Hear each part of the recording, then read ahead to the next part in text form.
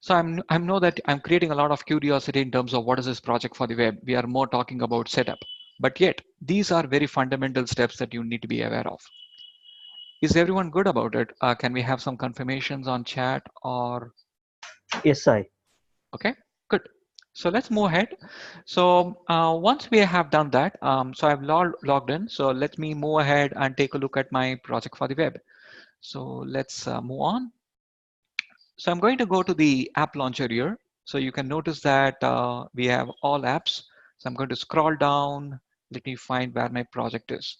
So this is my project. Okay. So whether you're having project plan 3 or plan 5 or plan 1, so you just use the same project app. Okay. So once you are in this page, okay, this is actually something that you would not have noticed maybe 1 year back. So, in order to fulfill their vision of the modern work management, right, they said that an organization should have one single place where all projects can be seen.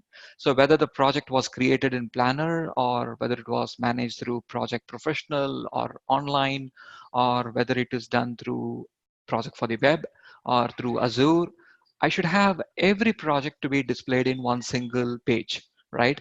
And this page that you right now see is often called as a project home. Okay. So without talking more about it, right? So let me give you an idea in terms of the project online, I would say the professional or the premium. So the project online professional or the premium, right, is more often used if you like to do some enterprise wide project management.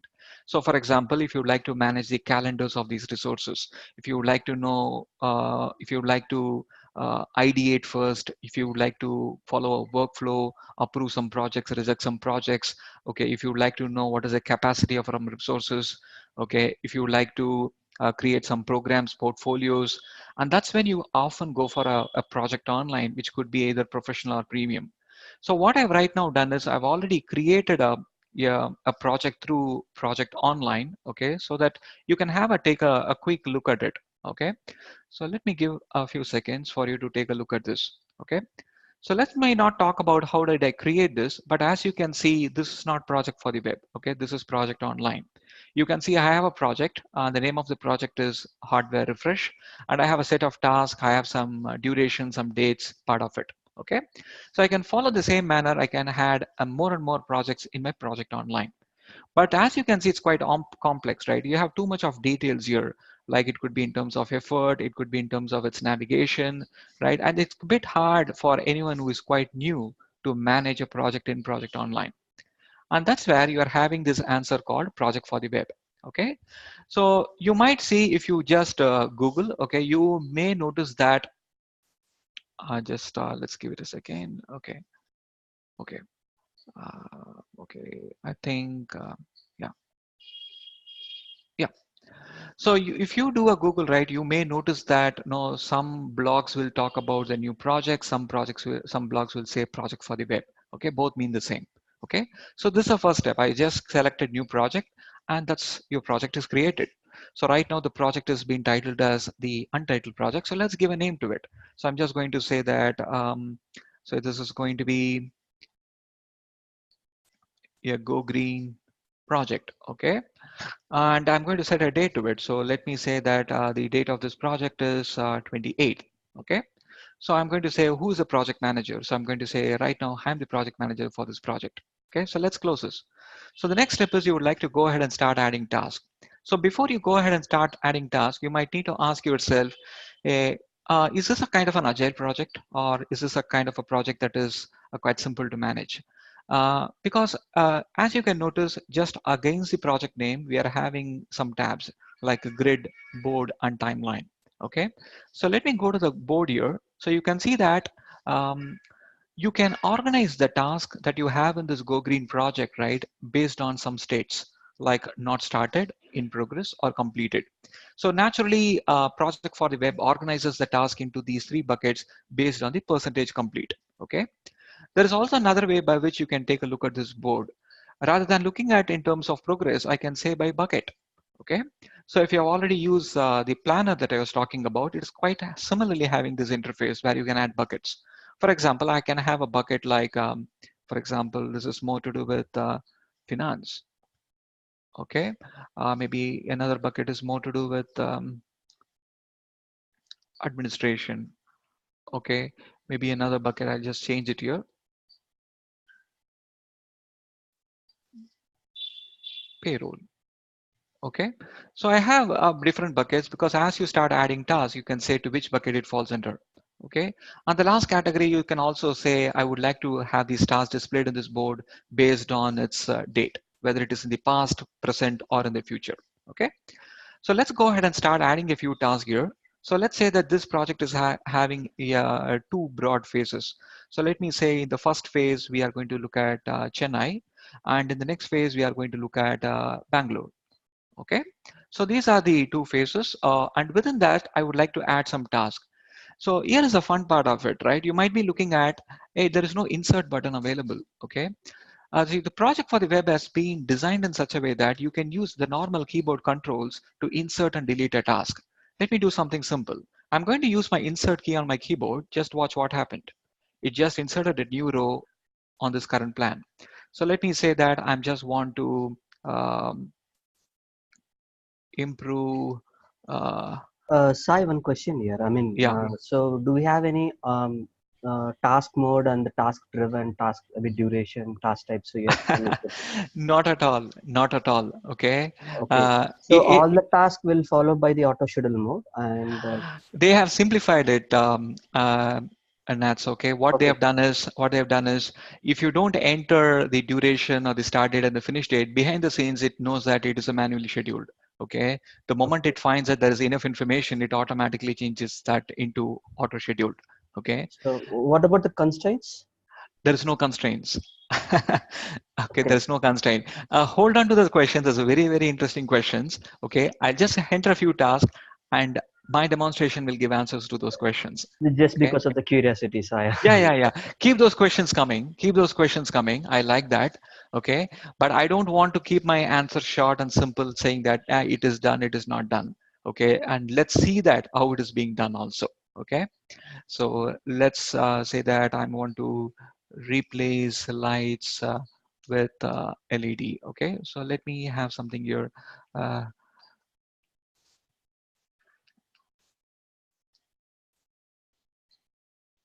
Okay, so I've just added a few tasks here. So you might need be looking at now how to create this hierarchy here. So it's quite simple. I'm just using my shift or the control key on my keyboard here. Okay, so I'm just selecting it. I'm saying that just select and say make it as a subtask here. Similarly, I'm going to make this as a subtask. Okay, so it's quite easy to outline it, right? So if you have worked on the project 16 or 19, you might need to search for toolbars. You need to do a right click, and you may not get the right option when you need. Okay, so the next part is no, you see that we have only two columns here. Don't worry, can add more columns here. So since project for the web is just 1 week old, okay, don't expect there is a lot of fields you can customize, you can create user defined fields here. Okay, it is possible, but it is going to be part of the next release next year. So for the current version, you can see you can add all these fields to the current view. So let's say I'm adding start date, I'm adding the finish date, I'm adding the bucket, okay, or I can add the effort or the duration or the percentage complete, okay. So now let's go ahead, and if you see that it's quite clumsy to look at, so I can just drag it and I can move it. So it's quite easy for me to rearrange my columns to the place where I would like to place it. And let's go ahead and do something simple. Okay, so I'm going to say that this particular task is not part of payroll. Maybe this is part of administration. Maybe this is part of payroll. Okay, so I'm going to keep this way. Maybe for this, I'm going to keep this as finance as an example. Okay, so I put this in different buckets. Now let's go ahead and do some assignment. Okay, so let me assign myself to it. So I need to assign replace to a different person. Maybe I don't have the person. Let me give a different name here. So the moment I give a name here, it automatically knows that, hey, there is another user in this tenant, okay, by this given name. So let me go ahead and add it. So the first thing, what project for the web is says that, hey, it looks like now you are creating a group now, okay? Because you are not the only person who is going to do all the tasks. So you need a group. You need an Office 365 group, and within this group, you both are added. So the benefit of having an Office 365 group where I and the other person being there is I can use the same Office 365 group in SharePoint, in Teams, and in other Office 365 apps. So I'm going to go ahead, okay, and say that go ahead and create and assign. So now I have two users who are assigned to it, okay. So let me assign the other person here and let me assign myself to it, okay. You may have some questions here. Hey, what about calendars of these resources? Remember, calendars in the version 1 is not there. It just assumes that both are accountable for doing this task, okay? And we are not really looking at dividing that effort as 50% and 50% or 20% and 80%, because you might be looking at task driven or effort driven. Those options are not there as a part of Project for the Web, because this version of Project for the Web is not for complex scheduling. It's an enhancement of Planner, but at the same time, take some flavor of Project Online or the project desktop that you're using so that you get the best of both. Okay. So let's, Sorry, sorry. yeah, This is sorry, one quick question. So, yeah. does it also take the out of office or basically the leaves that you put in your Outlook? Uh, in the current version, no. Okay. Okay. In the current version, no, but it is taken into account. Microsoft has seriously taken that into account. Okay. Okay, you might have heard of Microsoft Ignite. Yesterday, it Yeah. completed. Okay, so as a part of Ignite in Teams, they are coming up with an option called Task. Okay, where task of all task of a particular user will be displayed here, which means it can be task from Outlook, task from Planner, task from Project for the Web. Okay, everything is going to be consolidated where they are even extending that to even consider the out of office also. Okay, Okay. Okay. so currently it is not in the current form, but it is coming up in the next quarter or the coming months. Okay, Wonderful. Wonderful. Thank you. yeah. So now let's go on to the duration. Okay, so if you have used Project Online or Project Desktop, right? So you might have seen this. When you say two, right? You don't know what to type. So here, the moment you say W, right? So it automatically recommends that, no, is it 2 weeks? Or if I say 2 days, okay, or 2 minutes. So you can always no, define the unit. So let me say it is 2 weeks here. So let me say 1 week, okay? Oops. Okay, so I can just say 1 week here and let me say 2 weeks there. Okay. So Nats, you had this question about the task mode. Okay. So this is the one that will answer that. So the moment it sees that the duration is complete, I have some resources assigned. So behind the scenes, right, it automatically changes the task mode from manual to automatic. But you will not notice a task mode column anywhere in the drop down, but it is used behind the scenes. Okay, thanks, Sai. Okay. Now, another common thing is uh, I would want you to look at Project for the Web, not for people who are very matured in project management. They may not have heard of certain project management terminologies like the predecessor or the successor that we often use in scheduling. And that's where in the Project for the Web, you'll not see those columns. Rather, they use this column called depends or depends on, which is naturally the predecessor and the successor. Okay, so I can insert it, and if you'd like to link these two tasks, I can naturally select both. Oops, sorry, I can just select it and I can just say add this dependency. So the moment you add this dependency, you can notice that what comes after what. Okay, so I think I did it this reverse way. So let it be this. So I'm just going to say remove plastic cans. Okay, and let's keep it here. Okay,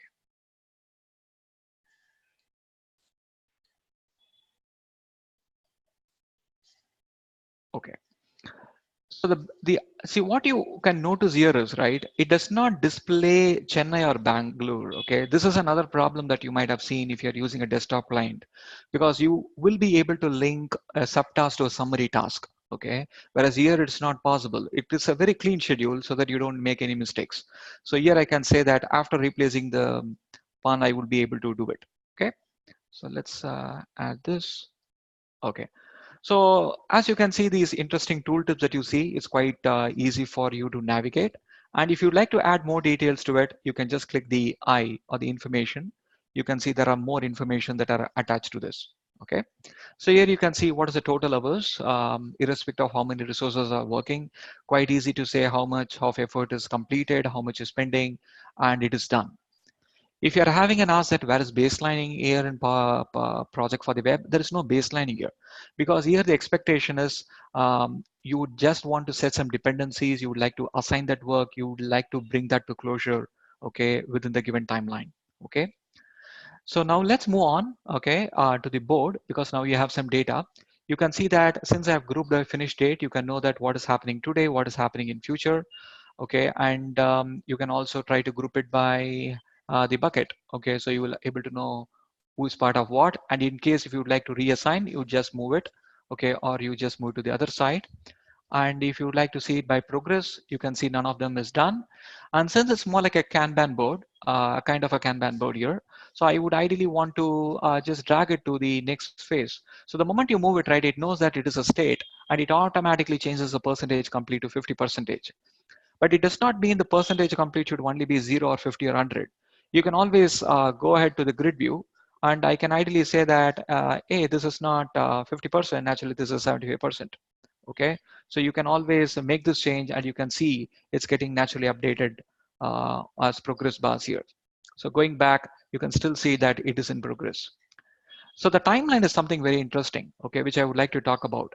The reason why I'm saying this timeline here is because one of the reasons project for the web is called as for the web is because it is allowing you to co-author the plan.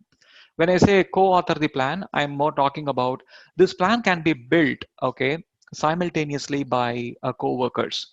Okay, so let's go ahead. I think we are having a problem in the um, depends. Okay, I'm just going to remove this off so that it does not cause any confusion there. Okay, so let's go to the timeline here. So you can see that, sorry, I just make this 0 under 0% so that we'll start fresh. So let's go to the timeline. So you can see that we are having a few tasks here, and let me open another project here. Okay, so what's the name of this project that I created? Okay, so this is the Go Green. Okay, so let me go to the Go Green here. Okay, so let's assume that there are two users who are working on it. Okay, so I'll go to the Go Green here. So I just want you to take a look at it. Just assume that there are two who are working on different browsers and different missions. So maybe you can be on phone, you can have a discussion with them to understand what should be done first, what should be done later. Okay, so let's do something like this. So the moment I say that now this should be linked with this, you will naturally see that it automatically gets updated on the other window. Okay, so it's quite easy to co-author. Okay, at the same time, if I just adjust it, you can also see it's getting immediately reflected. So this comes back to the question of NATs. So NATs you might have observed in Project Online or Project Desktop, when you drag a taskbar, it adds automatically constraints. Okay, so remember Correct. there's no constraints here. So the moment you move it like this, right, what you're trying to indirectly say here is, I'm just trying to adjust my duration and my finish date accordingly. It's as simple as that. So if I try to modify the start date, it will still the tool will allow to change the start dates, right? Yeah, yeah, it will still allow you to change it because there's nothing called But baselining here. Okay. Yeah, can you okay, repeat your question? Yeah. yeah. If the task is 100% complete, if I try to modify the dates, it will allow to change, or Okay, see, if the task is already completed, it will not allow you to do it. So in this example, if I've already completed this task, okay, so you will not be allowed to do this. Okay, so even if you do it, right, it's only the completed portion is being marked completed, and you are just indirectly saying that there is some more work to be done. sure. Thanks, Sai. Thanks. Okay, so that's the current way of it working on it. Okay, fine. So as you can see, we are having a zoom option here, okay, because maybe the projects could be in weeks or it could be in months. So you might want to group, and you are able to see we are have an Office 365 group out here. Okay, fine. So at a very nutshell, this is what project for the web is. So as you can see, it's not quite complex compared to the project online or the project desktop that you're using, but you can't compare its features with this version because the audience for project for the web is quite completely different from what you might be looking at. Okay. Now, we have some often questions. Hey, Prasad, before I proceed, let's do a time check. Can I take another 5 minutes? Yes, please. Sure. Okay. Um, so let's move ahead. Okay. So you may have some questions in terms of, right? Is there a way by which I can export this data? Or is there any way by which I can have the same data to be displayed in a different form? Maybe it could be in a report, or is there a way to do some automation that these two individuals have been notified that something has been incomplete? So as you can see, there is no triggers, there is no configurations, nothing is available here. Okay. So this is where Microsoft has given a clear instructions that if you like to enhance the capabilities of Project for the Web, right, you go for Power Platform. So the complete UI that you're right now seeing and the data that is used behind the scenes, which is getting updated, right, it uses a platform called the Power Platform. The Power Platform includes CDS, which is Common Data Service. Okay, it includes the Power Automate. Earlier it was called as Microsoft Flow, the Power Apps, okay, and the Power BI. Okay, so if you can use a combination of all these apps in order to leverage its service. So I'll give you a minute for you to understand where this data actually resides. Okay, um, so I'm going to go back to my the administrator here. Okay, so that I can show you where this data comes from. Okay. So let's go to the all admin center. Okay, so this data that I was talking about is stored in common data service. So the common data service um, can be thought of like a relational database model. Okay, but it's not quite complex. It is not having a SQL query, but it is having a different model where you are creating what we call as entities. And within the entities, you store some data, and across entities, you can have some relationships. So in Office 365 that you are seeing right now, the Dynamics 365, okay, you are having what we call as an environment. So I have a default environment, which is often coming up with every Office 365 account. And this default environment that you see, or the instance that you see right now, okay, it is more at the organization level. Okay, which means if I have an entity here, that entity and its relationship is known to every user who is belonging to that particular tenant. So I'm going to go to this particular the default instance so that I can give you a quick idea of it. Okay. So I'm not going to browse through this, but I hope you are able to see that the URL is quite different. Okay. It ideally says that this is the environment name, okay, which is a very cryptic name given by the tenant automatically. This is the location or the region where your entity or your CDS is being hosted. And this is the other part. This is a standard definition. So why am I talking about it? Reason is you need to go inside this particular tenant to understand what these entities and where the data comes from. But for someone like you, right, it might take some time for you to find out what this entity really means. And this is where Microsoft, when they launched the project for the web, along with it, they also shipped some templates of the Power Platform, specifically on the Power BI. So right now you're seeing the Power BI. Okay, I've just opened the template for Power BI. I'll give you the link shortly. Okay, so this is the URL. This is a URL that we were looking at. So it says the environment name followed by the region. So I'm going to replace that with this. So let's change this. Okay, so let me say load here. So what the Power BI as it is loading, right?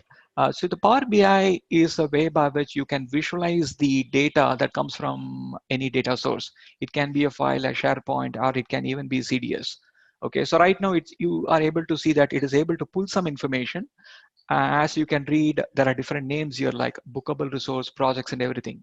So these are the different entities where your project for the web data resides. Okay, so you don't need to break your head to find out where this data comes from. Okay, so this template is automatically helping you to load that information. And you have already noticed we are having two projects there. One was on hardware refresh, another was the one that you're looking at. So you can see that there are two projects, the Go Green project that we just created, the product research that I created a few hours back. Okay, it automatically tells that how many things are overdue, and I can just go at a resource level. I can see that which are the tasks that is these team members are working on, how many projects have they been assigned.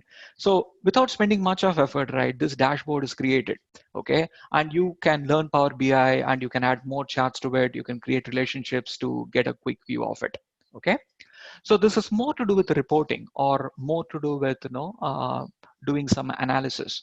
But you might be wondering, how do I automate some stuffs? Okay, and this is where another component of Power BI comes in, called the Power Automate, called as Flow. Okay, so I spent some time today. Okay, I'm just going to give you an idea of that, the flow here, so that um, so Flow, if you look at it, it's more like a workflow engine, right? So you are able to get some data from a particular app or read some data, and you can do some automation or do some updates in a different file or through a different engine. Okay, Sai, sorry for the interruption, Sai. Is it something like when the flow which the flow which means you're trying to say, I'm just going to add a new item in the SharePoint, and then in correct, the Power BI, the data gets refreshed automatically, right? correct, correct, Okay. correct. That's a workflow. Exactly.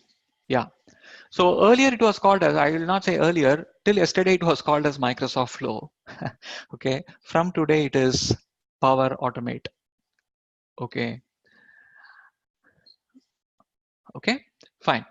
So I have written a blog today, so I'll share you the blog link. But just to give you an idea that this particular flow that you are right now seeing, right?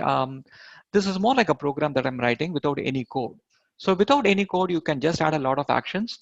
So just to give you an idea, so on the CDS, which I was talking about, so I was just referring to this particular entity, and I'm just doing a loop of all the tasks. Okay, and I can add some more conditions to it, saying that which are due. Okay, and I can say that once you get the email address of that particular individual, I can say that go to Teams and send a notification to them. Okay, so I have written a blog on it, so I'm not going to go step by step. Rather, I will just demonstrate what happens right now. So let me do a test. Okay, so I'm going to run this flow right now. So you will notice that if there are any tasks that are due to me, right, you will get I will get a notification in my Teams. So let me go to my Teams right now. Okay, so for your information, Teams in the coming quarters is going to be the primary channel through which you will be communicating, because there will be a sunset on Skype for Business. Okay, so let me do it. Okay, so you can see that if you look at Teams right now, right, you can see that there is a notification I got right now. And this is through the flow that I've just written. It automatically says that in which project, what is being due. Okay, it automatically tells the names of the project, the name of the task, and all this information that you see, right, is being triggered through Flow, and Flow uses CDS behind the scenes.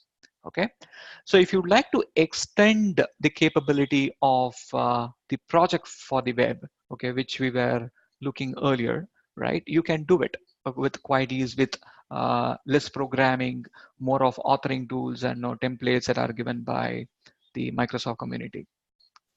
Okay. So these are some of the stuffs that I would like to talk about. Okay, so you may want to, I'm just going to take this link. Okay, so I hope you're having access to your chat box. So let's see where your chat box is.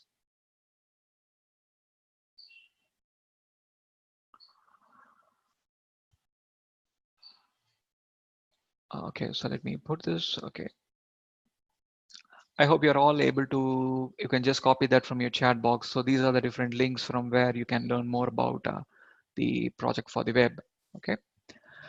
Yeah, that's what I wanted to share. Okay, I know that I took more than 30 minutes, but I hope that this got enough attention, right? What this project for the web is and what it can do, and how you need to compare it with other products that you're already having.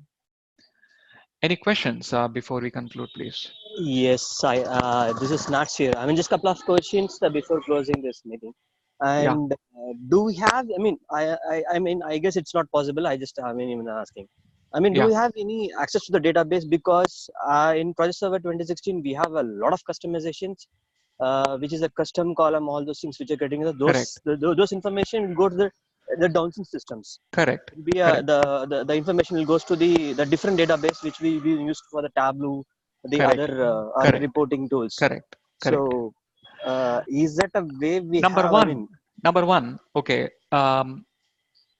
I need to repeat that sentence which I told you earlier. Okay, I said that the project for the web data is stored in CDS as entities, right? In entities, right? So there are some predefined entities that you are able to see. So just going back to the Power BI, so you can see that these are the entities where the data gets stored, okay, within the CDS, okay? So these are some standard columns, okay, that are available, but it does not mean that you should not add a new field in the TDS. Okay, so let's go back to the entities here. So let me do a search here. So I can just go to project. Okay, so this is one of the entities that is used by project for the web. So these are certain standard fields here. Okay, but you can always go ahead and create your own field. You can define its data type. Okay, and you can update it through flow if you need. correct, correct. Sai. I mean, I have a different question. Like, same, say for an example. I mean, I have a project server table, right? So Mm. the MSPPM project server user view, which Ah, has some columns. I mean, which are the set of columns, columns, and in the other database, there is a project UID mapped, and it has some other information, so which is related to the different departments. Let it be, which is related to the different departments. So okay. in order to bring the data from project server in a join with the other custom database, right? I want Ah, to call it as a custom database. okay. So I mean, I cannot achieve this through the Power BI or through the any other service things. I But mean, the only is the that only question is the question that you want to take a custom database data to project for the web and integrate, correct? that's correct. That's correct. Exactly. Okay. Exactly. So the data resides on premise, okay, whereas CDS resides on the cloud. Okay. Okay. So if you would like to bring an on-premise data to the cloud, right? Or if you would like to do it, you can do that. Okay, you can do that.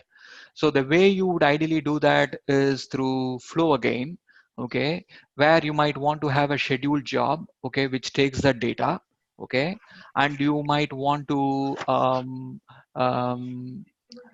let me check, okay, is that possible in flow? Yeah, it is possible in flow. In flow, if you look at it, you can ideally have a gateway that is installed, okay, which can read the data from the custom database maybe once a week, takes that data to the cloud and patches that with CDS. You can do it.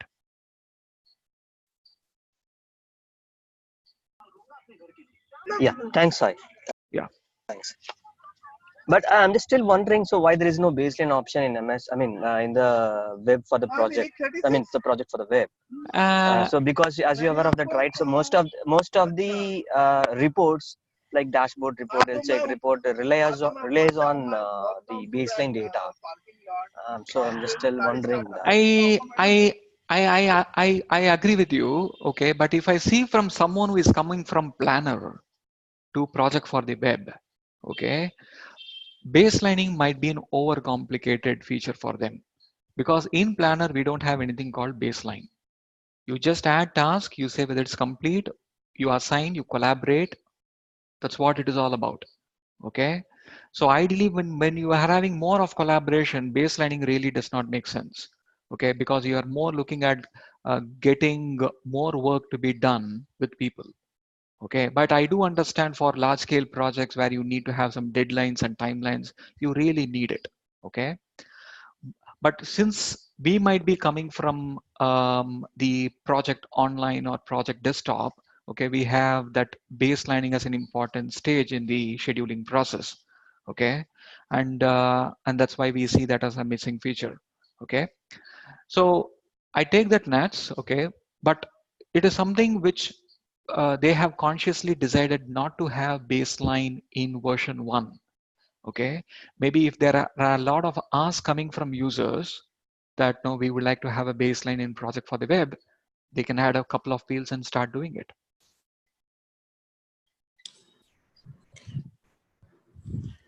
Sure, sir. Sounds good. Thank you Okay, so much. thank you. So Sai, I have a couple more questions. Yes. So when we say that we have co-authoring, is there a log that I can see who modified what? Like, is it still be captured and Mm, available? yes, I suppose I've not examined that too much, but if you look into the fields here, right, you have something called modified by, modified on. Okay, okay, So you naturally can, so if I look at modified by, so you can know that it's mapped to a user. okay, okay, Okay, so I can ideally pull who modified it. The okay. tracking is there, auditing is there. Okay, okay. And a follow-up question to what we had just now. So you said like we don't have baseline now, but we do see. I mean, I see that like even for the notification, should we need to know that flow and Power Apps so that I can send the notification for new assignments? Yeah. Yes. It's difficult to say that answer, but yes, yes, you need to. Okay, See, to okay. be very frank, yeah. Yeah. May I have your name, please? I didn't Ravi, get your this name. is Ravi. Hey, Ravi. Because even me, right, I would say nobody taught me how to write a flow or how to Yeah, I agree. Power BI, okay. So, but this is my blog, right? I just spending maybe close to 4 to 5 hours today, okay, Okay. and that's how this flow that you saw was created, Oh, okay. okay, wonderful. Okay, but it does take some time. Okay, some curiosity should be there to keep you moving. Mhm. Okay, and you should never give up during that time. But finally, you will be able to see the end of the tunnel, and you will finally get it. Okay, okay, got it. But it's not so complex, I would say. Yeah, Okay, and I don't think Flow or Power Platform or Power BI is only an IT team should do. We only consume it. Okay, so yeah, right now the reason why Power Platform has been created is so that we are able to self-author, we are able to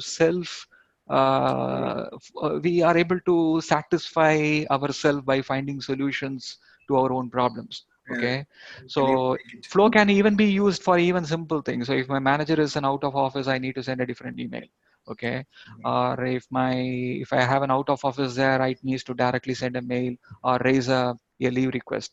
So there are even small productivity improvements that you can do using Microsoft Flow. Yeah, Okay, so yeah, go ahead and start exploring it. There are enough templates available in Flow. You don't need to create anything. Go ahead, just go to, if you're already having Office 365 account and yeah. you're not using Flow, you're missing something big. No, no, no. Okay. I've been using it.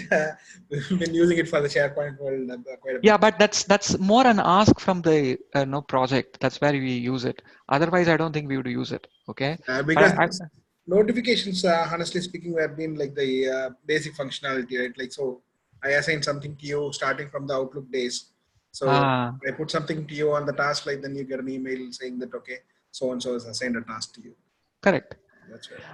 So go ahead and start exploring it because you will Yeah, see a lot of surprising actions there. Because if you look at Power BI, it is getting updated. I will say updated, upgraded. Okay, every month. yeah, Okay, Flow is so if you Flow, if you look at it, Flow is just a platform. All the actions that you see are just connectors, and these connectors are added every month. Okay, there is a lot of third parties are getting added. So if you're already using some third party apps, okay, like Trello or Asana or Asana as well. let's say even Gmail or anything, right? So they're already having a lot of connectors. So you can go ahead and start using those connectors and start improving the productivity also. Okay, got it. Thank you. Thank you. Yeah, good. I think we Yeah. are completed. Is there any I other questions? Can take one last question if you have.